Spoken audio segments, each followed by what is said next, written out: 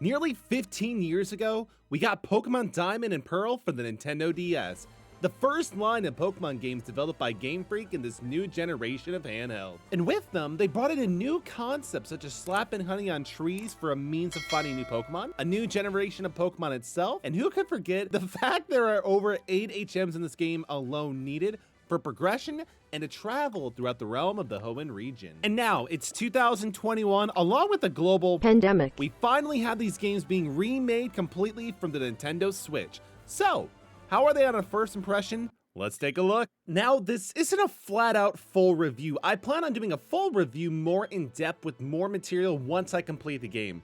For now, I figured it would be kind of fun to do a first impression video first and see how my thoughts and views may differ, or end up being the same with the completion of the game. As for the story, come on, you really need to ask for a mainline Pokemon game? The core principle is still there. Complete the Pokédex, defeat a crime syndicate organization, and of course, collect all the badges in the region. What else could you ask for a traditional Pokemon game? How about something with substance that is not repeated for the last 15 years? Fair enough.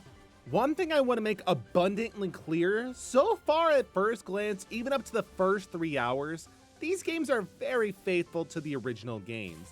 They handle very much the same, and all the Pokemon you've known to love are here as well.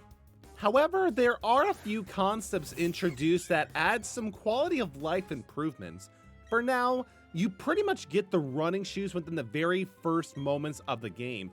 It's a small thing thrown in early on compared to normal, but to me, I love it due to the amount of time it saves because when the main character walks, it feels like a crawl in comparison to the running shoe. Another interesting concept that was added but never fully explained in the game itself is a discovery of high potential Pokemon.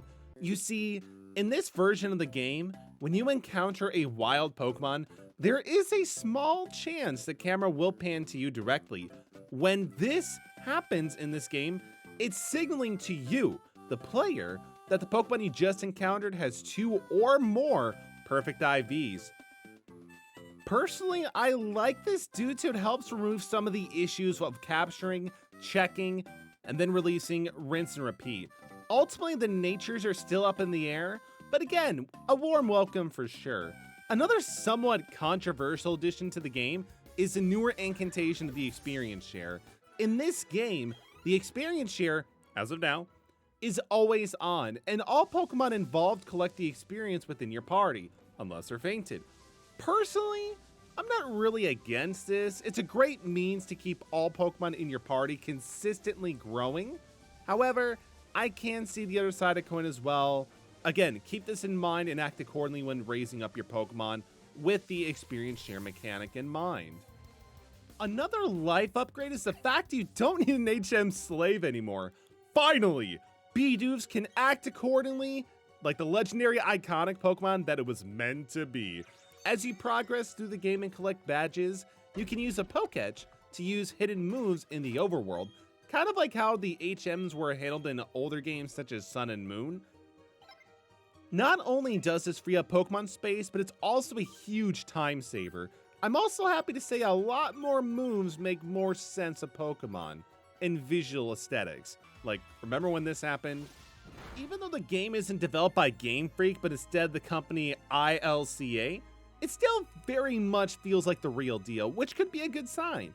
Due to these games are success and Game Freak lends out more Pokemon games than other third-party companies, we may not have to wait nearly 15 years for each remake.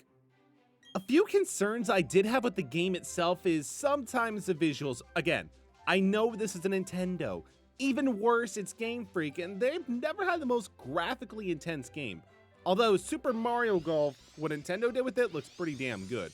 Look at that denim! With Brilliant Diamond, again, not the most visually impressive game, but it gets the job done for sure. Personally, I'm also fine with the chibi art style.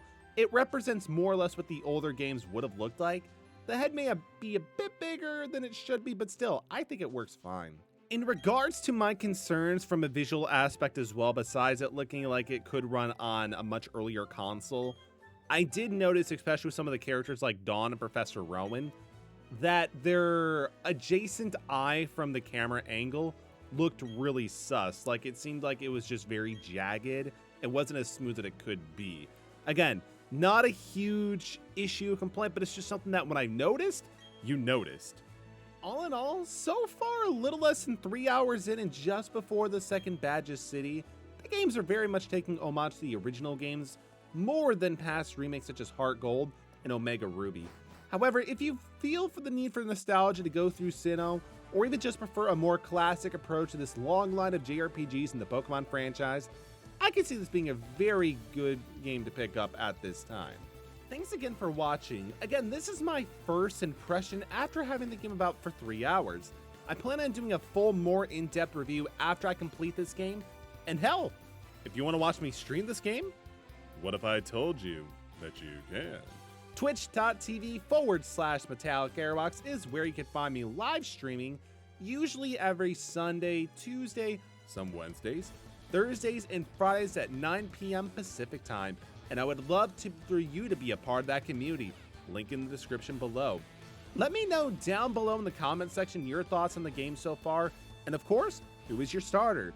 Now, if you'll excuse me, I have the ideal Dunsparce to catch and train.